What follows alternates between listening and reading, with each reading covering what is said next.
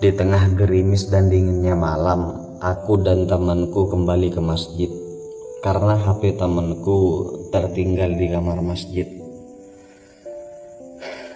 Mendekati teras, aku mendengar tangis tertahan dari seseorang yang kulihat sedang berdoa sambil memangku anaknya.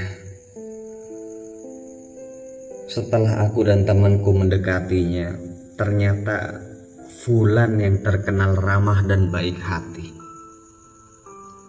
Seorang tukang ojek yang mengontrak tidak jauh dari masjid. Ia terkejut melihatku dan temanku. Ustadz," katanya, sambil berusaha menyembunyikan air mata.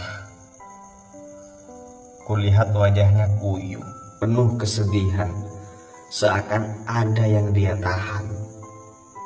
Sementara anak dalam pangkuannya tertidur lelap di dinginnya malam itu. "Sholat malam kok bawa si kecil, Mas?" tanyaku.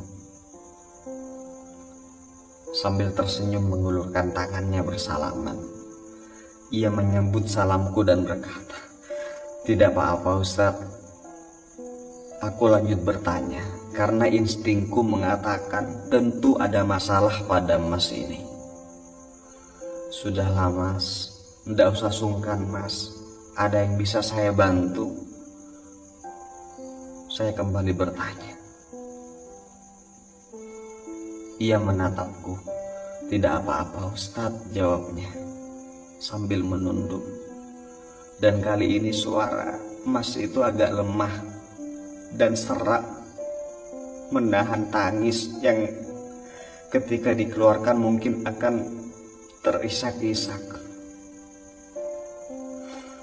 Saya memaksanya. "Ayolah Mas, anggap saya saudara Mas," kataku mendesak. Bisa jadi ada hikmah HP teman saya tertinggal sehingga bertemu Mas di sini. Lanjutku pada dia. Bisa jadi ada yang Allah inginkan dari pertemuan kita ini. Lalu Mas tukang ojek itu mengangkat kepalanya, menatapku dengan mata yang berlinang.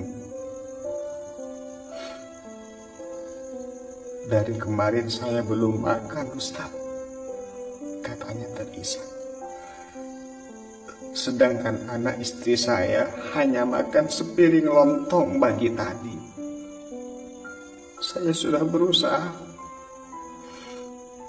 namun saya malu harus meminjam ke siapa lagi.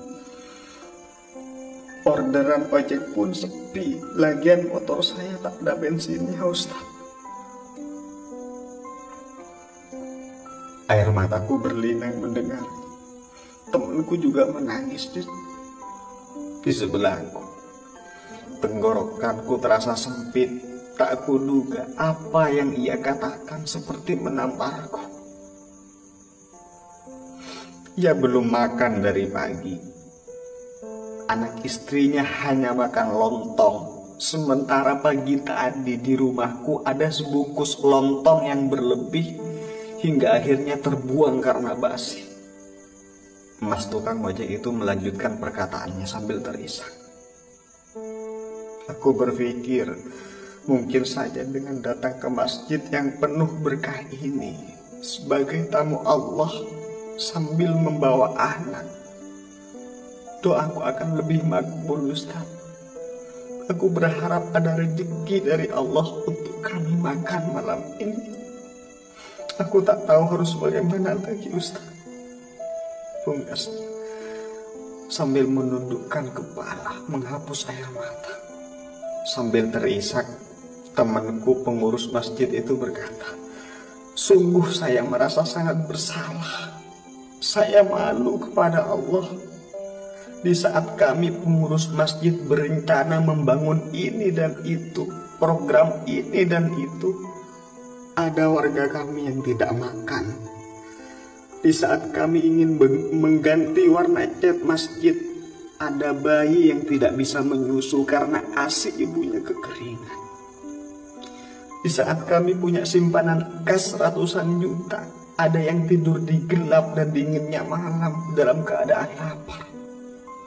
Saudara beriman, semoga bisa mengangkat sanubari kita bersama dengan kejadian ini. Ini kisah nyata. Mulai saat ini, lihat-lihatlah tetangga sekeliling kita. Mungkin di antara rezeki kita ada rezeki mereka yang Allah titipkan melewati jalan kita, melewati rezeki kita.